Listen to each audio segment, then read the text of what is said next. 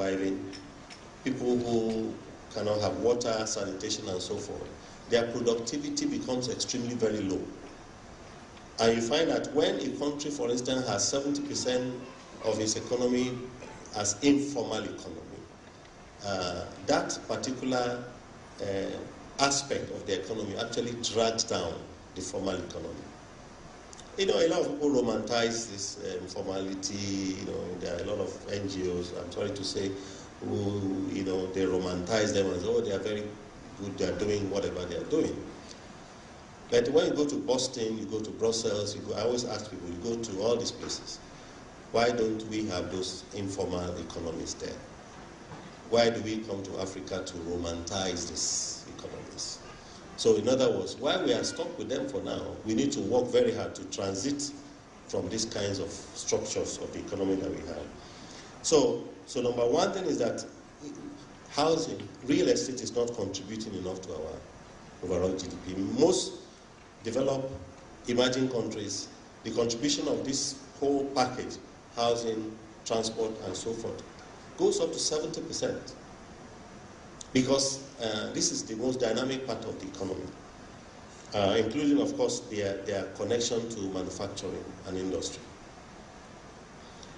And the second point that we see is that in much of our African countries, to access the cheapest formal housing unit, I noted here, in the African region, the median African household income person, earner, will have to save the entirety of the annual income for 27 years plus, when we did the calculation, to be able to afford a very basic type of housing. Why? This is the reason. One, the median income for South Africa, for instance, is about $3,000. The median income for Nigeria is about 75,000 naira to 100,000 naira. I'm not talking of the high end earning people. I'm talking of the 70–80% of the people. The average median income in the OECD countries, European, Japan, South Korea, and so forth, is about $30,000. The median income for an average person in, say, California, San Francisco, Boston, is about $50,000. At those areas, these are areas where housing has become a non-issue. Housing is tied very closely to income. But we cannot wait until everybody is rich before we build housing. Play to your own advantage and strength of your own backgrounds. And I'll give you 3 minutes. And we're going to start with Christine. 3 minutes, thereafter David, and then Simon, and the VP of Cadmas. So just give this, and then he will have the final word. Thank you.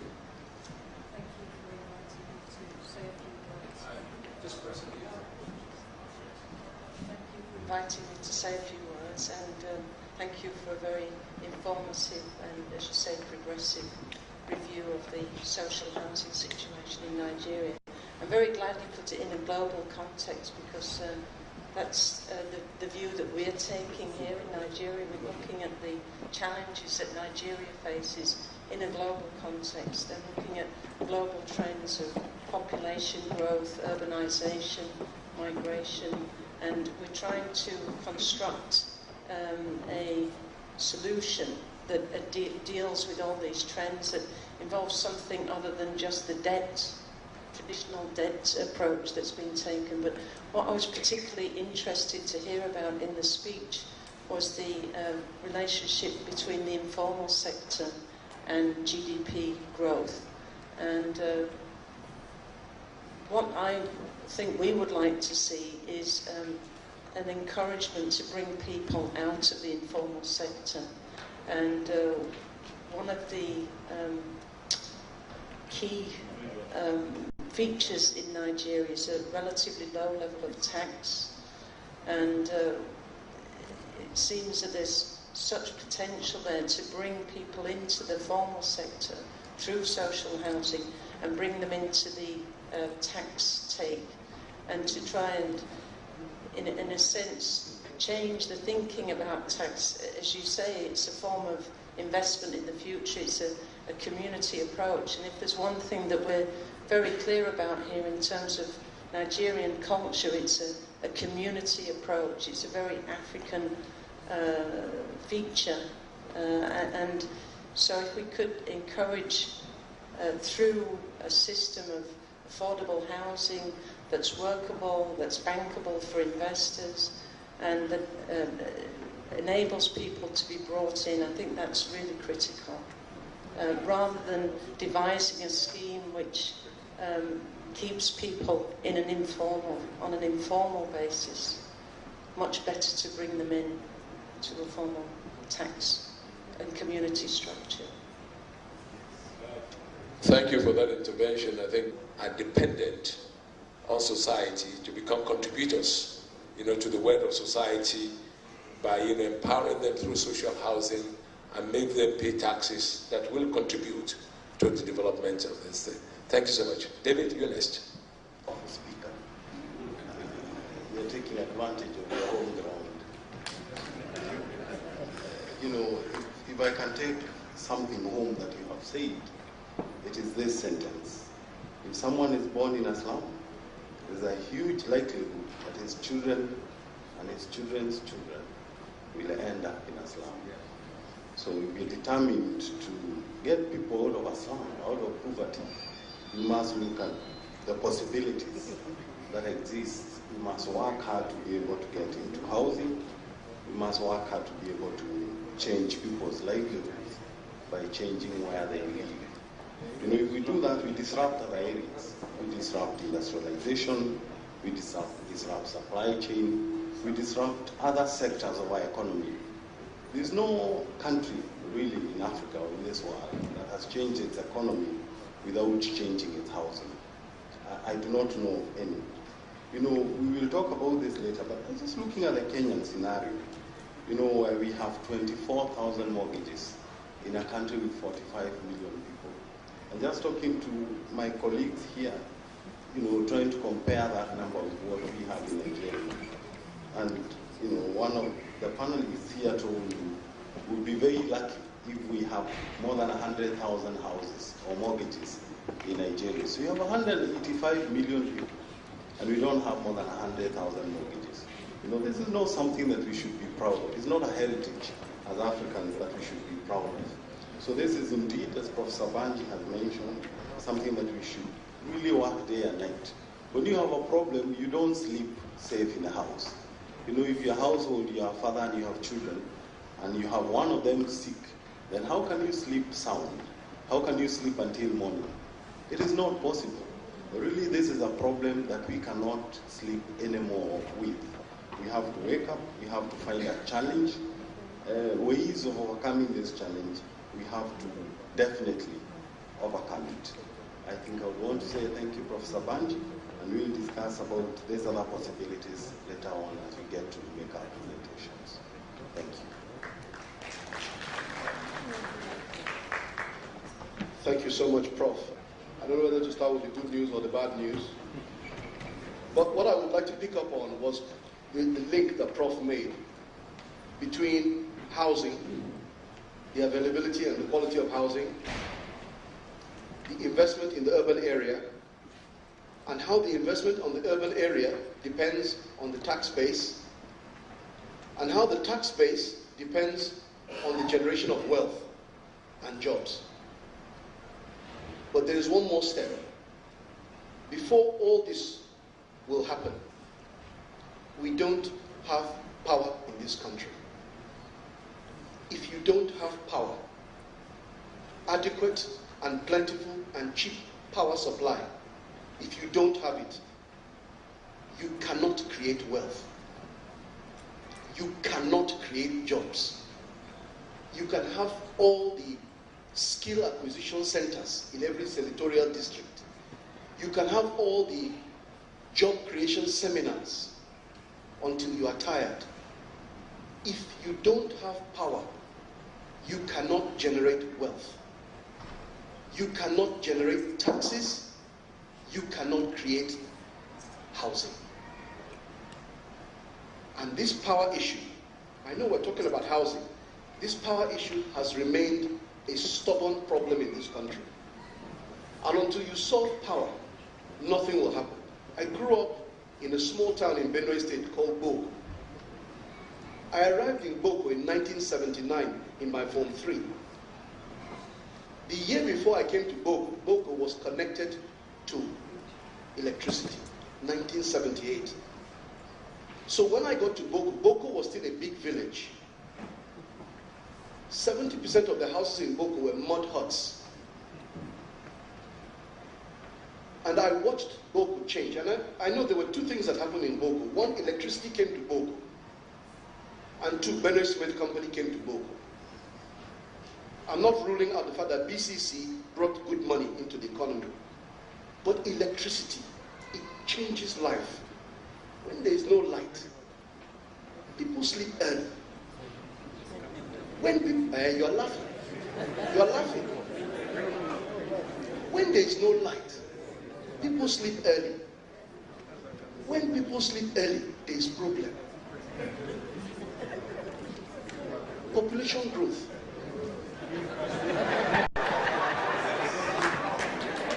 I hope I don't need to explain the link. On a serious note, for us to activate this chain, this value chain, and this chain of growth and benefit, if power is not dealt with, it will not take off. Let me leave that one point. The other thing I picked up, the second thing I would like to highlight from what Prof said, was this general metric that is used, that the house price that a family can afford is usually 3 times the annual income. And I refer back to the statistic by KPMG that 80% of Nigerians live below $500,000 naira per annum. All right? If you multiply $500,000 naira, it's about $1,500 times 3, you get 1.5 million naira. Let's even assume that there are 2 productive adults in a family. So you need to be targeting houses of about 3 million naira. And if we can't deliver houses at 3 million naira, we are still very far from the problem. And then the last point I would like to make, which for me is the good news, is we need to be realistic. There are many structural things that need to change. There are many big things that need to change. We need power.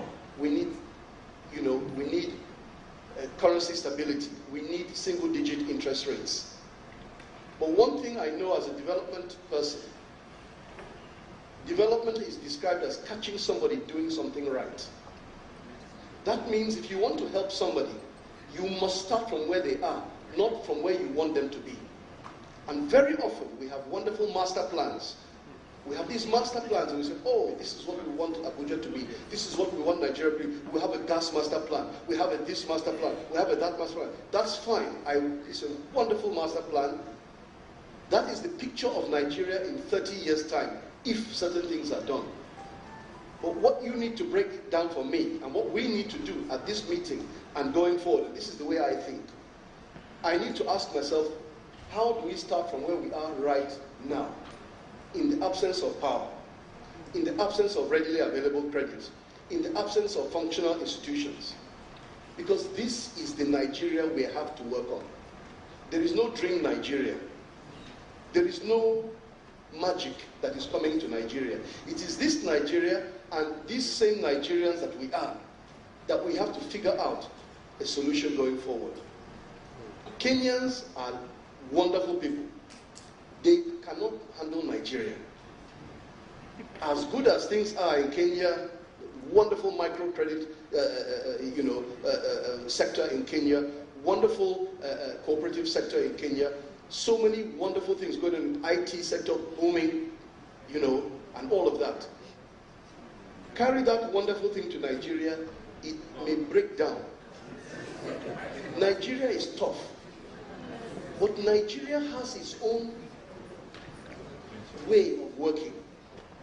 And it's time for us to adjust our mind. It's good to have all the examples from around the globe. Then we have to just say, that's great.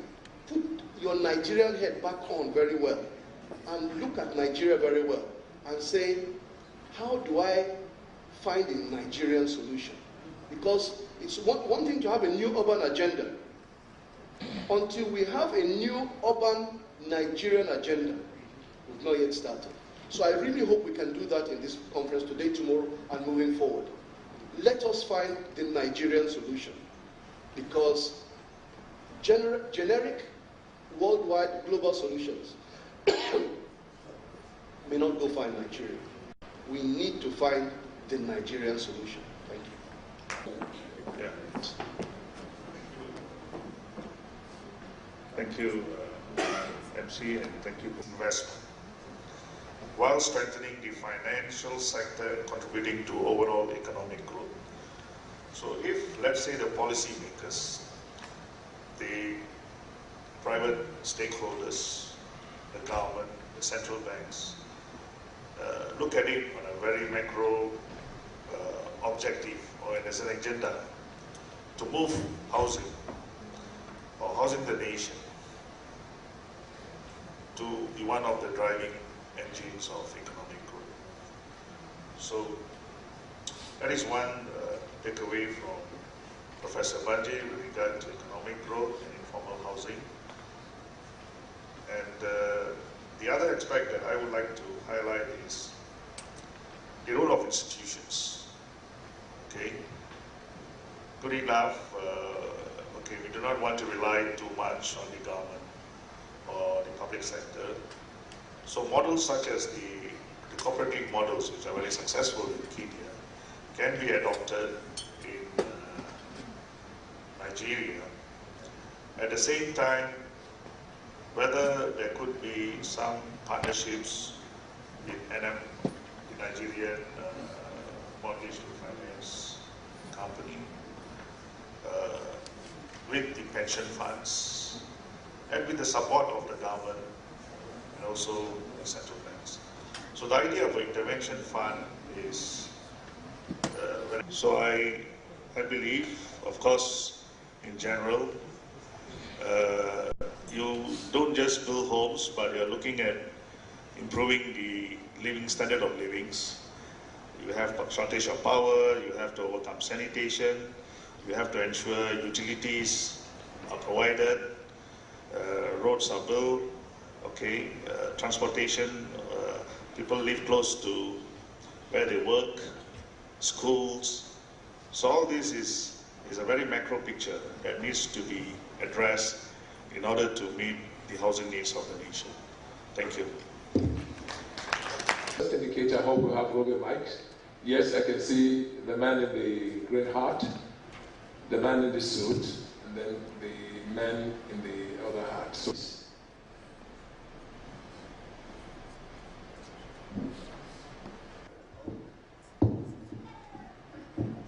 hello? yeah. Good afternoon.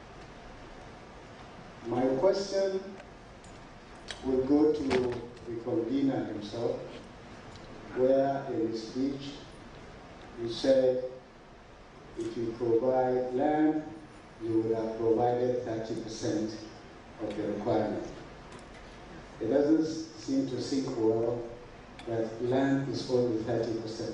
Maybe some more explanation needs to be done. Thank you. Abuja-based. I just want to make an observation, combining all the talks we've had. I'm thinking from what Prof. said, that is there a way we can bring these summits to galvanize a documentation of the problems we have, as against what he said, particularly when he was talking about receiving assistances from developed economies. If we can come up with maybe a body or something that can galvanize and document these things, the problems we have, databases of these kind of problems, and pass across these things to maybe the National Assembly, who can now invite the stakeholders to expatiate or bring solutions to these areas in terms of what obtains in the world over. I don't know what I'm communicating. I don't know what I'm communicating. You are communicating. Question. One take. Thank you. Next. I've been attending many conferences on affordable housing, especially in Nigeria. I discovered that for quite some time we have been quoting numbers, but do we have data in this country? And then the database to actually substantiate our progress. And I think on both sides, for the construction and the finance, the data is very important. And I also see that the way Abuja was designed for high-income earners, not for the low-income earners. And so that's the reason why we are talking about the issue of informal sectors that are neglected and they are not taken care of. And when you look at all this, it has to do with data, because in most cases, we are financing the wrong product. And so we need to critically look at it, because even if you produce affordable housing, you form people into cooperative, you discover that at the end of the day, the same people that are benefited, they are the one acquiring all these houses.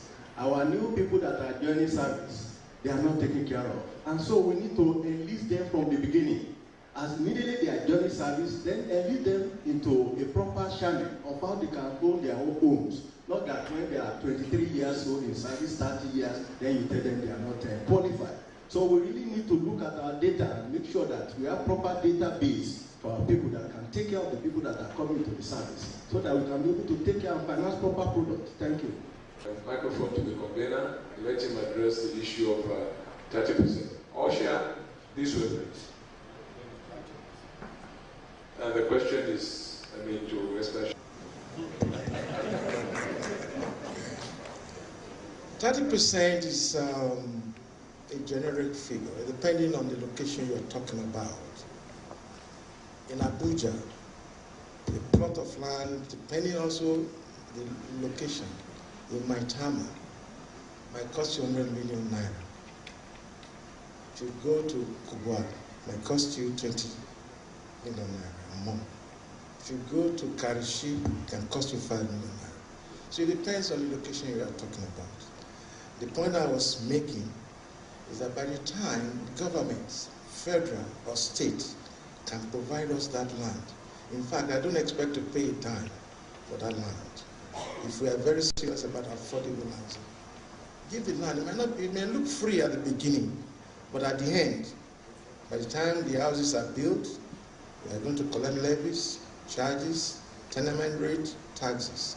We are going to create employment for the people. Serious governments actually give out land free of charge.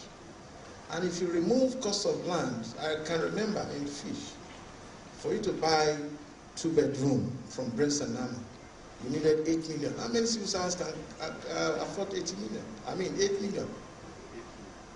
How many civil servants can afford? But because we depended on the developer to provide the land, to provide the fund, to provide the technology, we can't do better than that. I heard somebody saying that if you cannot provide affordable housing at 3 million, forget it. And I concur. It's very, very correct. By the time you see even a director, we did a profiling of our directors. The director is earning less than 500,000 take home. Let's say he has 10 years to go. He cannot qualify for more than 10 million naira loan.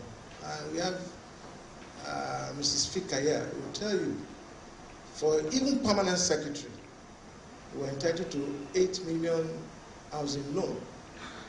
Where are you going to buy land, that kind of house in Abuja? Even land you cannot buy for 8 million. So I don't know if I've addressed your question. That 30% is not sacrosanct. It could be less, it could be more. Thank you very much. Thank you, Convener. And then you can then say your last word and we'll wrap up this